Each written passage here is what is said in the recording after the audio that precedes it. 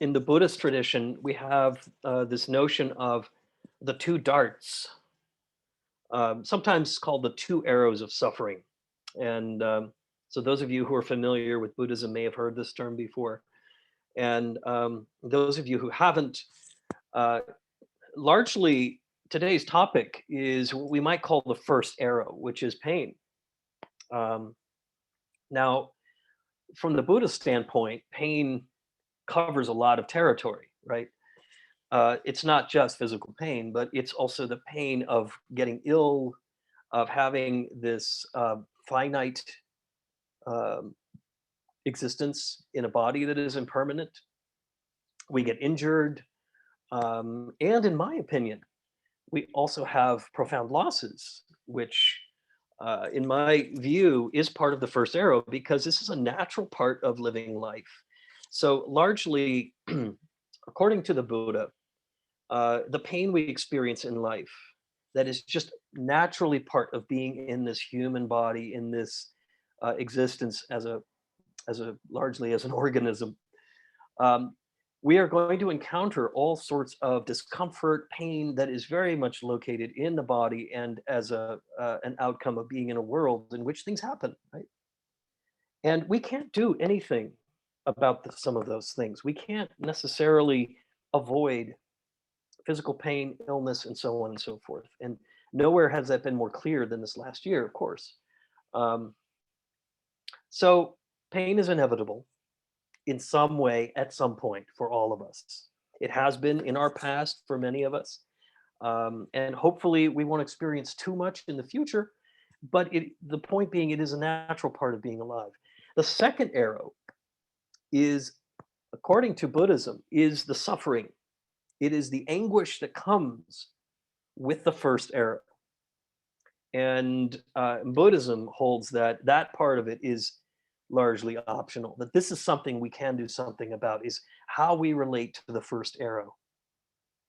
Um, and so the endeavor of Buddhism isn't to say we're going to get rid of all of your physical pain, all of your discomfort, all the things in life that are dangerous, but rather, how do we cultivate in such a way that we relate to these things if and when they happen, in a way that actually that doesn't cause us not just additional suffering, but really leading to further suffering, causes and conditions of the anguish and the suffering that comes with it.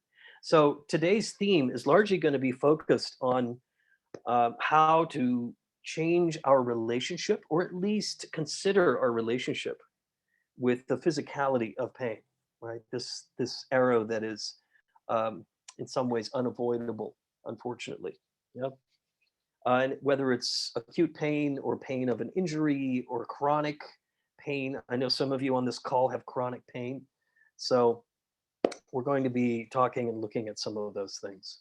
Um, and also illness. Illness is a part of the equation as well. In fact, I make a point whenever I don't feel well. I'm one of those people that just really hates to feel bad physically.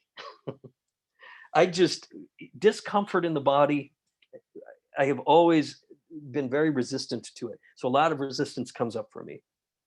Um, when I get a fever, I don't like fevers. I don't like the achiness and the all that comes with a fever. And yet, I have found it incredibly important to practice, to cultivate, whether we call it mindfulness or it just effortless abiding, calm abiding within the body during those times. And it's amazing how much that helps the discomfort. It alleviates the discomfort. Maybe not all of it, but just enough to where, oh, I can hold this, and I'm not resisting it anymore. So to some extent, we can do that with physical pain as long as the pain isn't too acute. Okay. Um, Many of you know I used to work as a clinical chaplain at Dana-Farber Cancer Hospital here in Boston, in Brigham and Women's. I did that for 5 years. I did a lot of work also at end of life with people who were dying and meditating with them, as well as working with people around things like pain and anxiety around chemotherapy treatments and that kind of thing. So um, on the ground, I really had a good opportunity there to explore, along with the patients in my care, what was helpful, what was not. So some of this comes from just studying and practicing on my own, and some of it also comes from real world encounters with people. So, and one of the things that I realized is acute pain, very severe, sharp acute pain. It's very hard to practice with that kind of pain. Sometimes, as the Buddha said, sometimes we just have to endure. And that is one of the 6 ways the Buddha taught us about abandoning sorrow. Is there are times where enduring is the only response. Um, and of course, there are other things. So for those of you who either are experiencing bouts with intense pain, you may already know, if it's something you've had to deal with for a long time, that there are these things called adult coloring books. And the people that I worked with who had severe pain, especially things like nerve pain, um, would find those actually the only thing that helped was just doing something visual and creative, and something that didn't require too much focus, but was still allowing them to express things through colors and through coloring these books. And some of them were pretty magnificent what people did. So that is one of the first strategies. If the rest of what we're going to talk about doesn't work for you, these uh, some of the cancer patients I knew just swore by these if they were dealing with serious pain.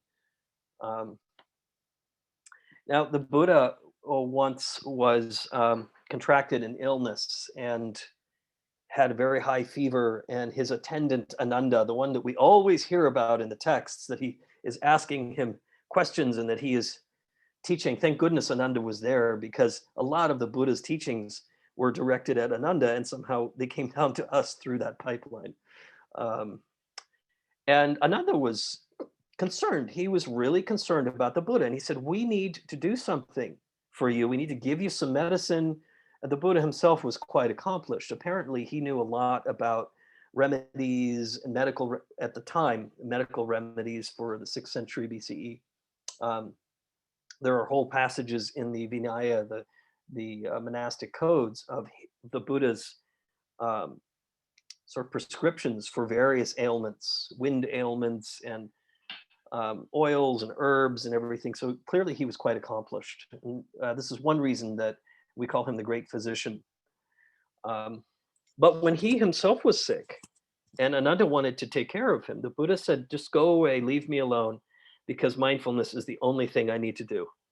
And Ananda said, surely that cannot be the case. You are sick. We understand the wisdom of practicing mindfulness. And what the Buddha was trying to teach him was that what I need to do in order to suffer less in my body is cultivate a way of being in the body that is open, present, and gentle, and unobstructed by all the projections and all of the kind of the narratives and the stories around the discomfort he was experiencing. He knew this, of course.